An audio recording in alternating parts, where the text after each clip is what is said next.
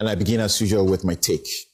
And I'm asking a very simple question. Anas, will he quit catching nation wreckers, the bad guys? The name Anas Aremeyaw Anas has seen many dishonest officials named, shamed, and jailed. Some were cheating poor orphans at the orphanage. Some were stealing at the ports and got Professor Mills angry.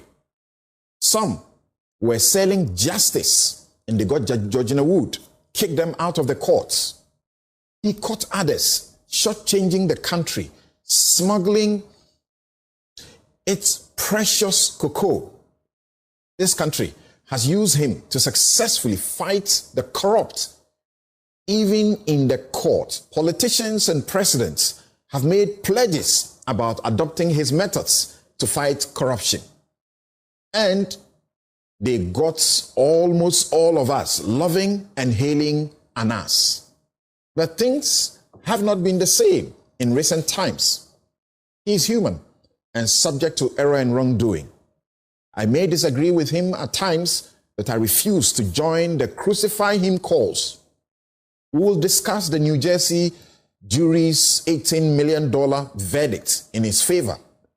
Whatever amount he gets eventually, I join him to celebrate his victory at this point. And whatever happens, I pray he is not discouraged from continuing his work, even if he may want to reduce resort to the agent provocateur principle or the most hated quote-unquote entrapment model.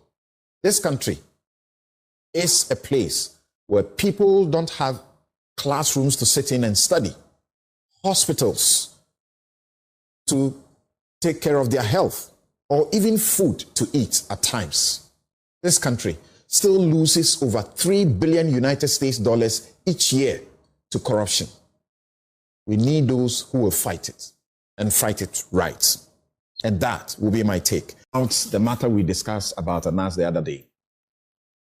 Look, if you are known to lie, to blackmail, and openly threaten journalists, even insult judges, and get away with it.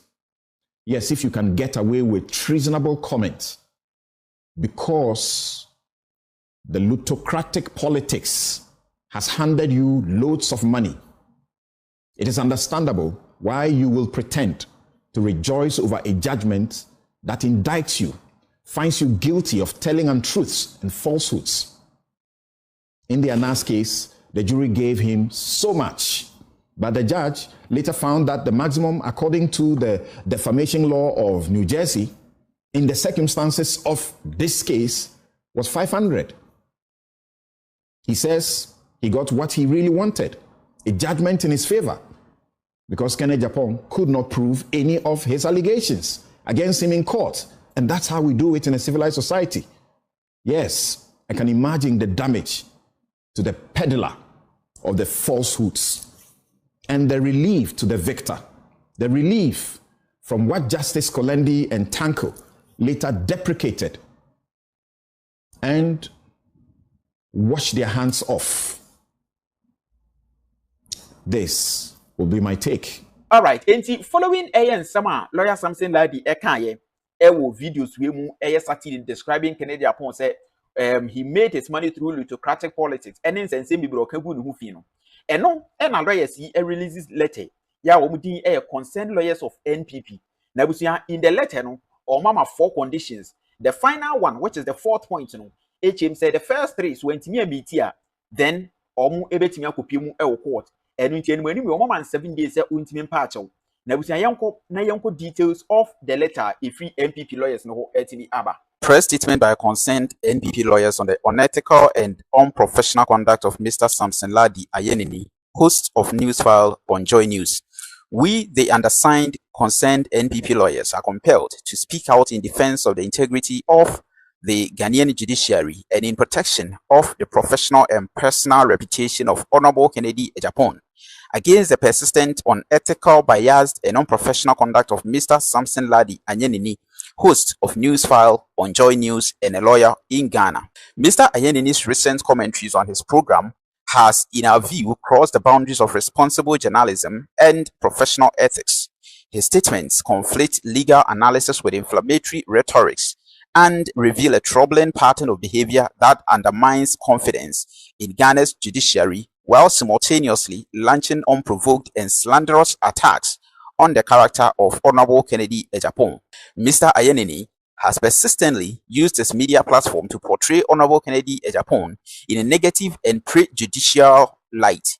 He has aired serious and often unfounded allegations against him without extending a fair opportunity for a response. This is a clear violation of the principles of fair and balanced journalism and an abuse of media responsibility. His use of phrases such as plutocratic politics and insinuations that Honorable Kennedy Agyapon has enriched himself through illicit means and influenced judicial outcomes through corrupt means are not only defamatory but are also not supported by judicial findings. These claims have either been dismissed in court or lack any evidentiary foundation. Such conduct is wholly inconsistent with the unethical standards expected of a journalist and, more critically, a lawyer of Mr. Ayenini's standing. By making unsubstantiated accusations on a public platform offering a right of reply, Mr. Ayenini has fallen short of the standards required by both the Ghana Journalists Association's Code of Ethics and the legal professional professional conduct and ethics rules.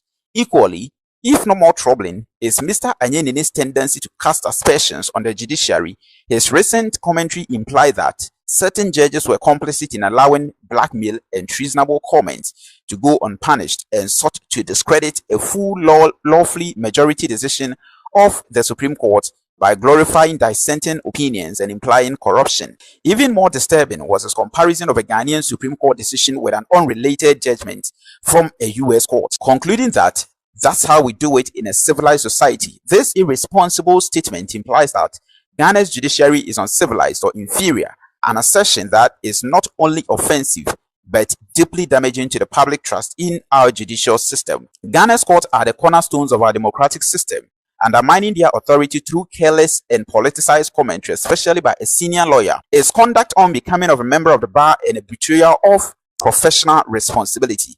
Mr. Ayenini's conduct violates known journalistic standards and principles of responsible media commentary. It demeans the legal profession and undermines the solemn duty lawyers owe to the administration of justice. As such, his actions constitute grounds for disciplinary action before the General Legal Council. We do not issue this statement lightly. However, as lawyers committed to the integrity of the legal system and the principles of fairness, we cannot remain silent when one of our own uses his dual platform as lawyer and journalist to malign others, promote biased narratives, and attack the very institutions that safeguard our democracy. We therefore give Mr. Ayenini 7 days from the date of this statement to publicly retract his offensive, unethical, and unprofessional remarks, demand that he cease using his platform to impugn the judiciary and malign Honorable Kennedy Agyapon under the guise of legal commentary, and warn that failure to do so will result in the following actions. 1. A formal petition to the National Media Commission (NMC) for violations of journalistic ethics. 2. A petition to the General Legal Council for misconduct and bringing the legal profession into disrepute. 3. A letter to Multimedia Group Limited calling on them to investigate and address the misuse of their platform for partisan and defamatory commentary. And 4. A court action to compel a retraction of those unfounded and defamatory comments. We reaffirm that this is not an attempt to curtail freedom of speech or media independence. Rather, it is a call for responsible speech, particularly from those who wield influence in shaping public discourse.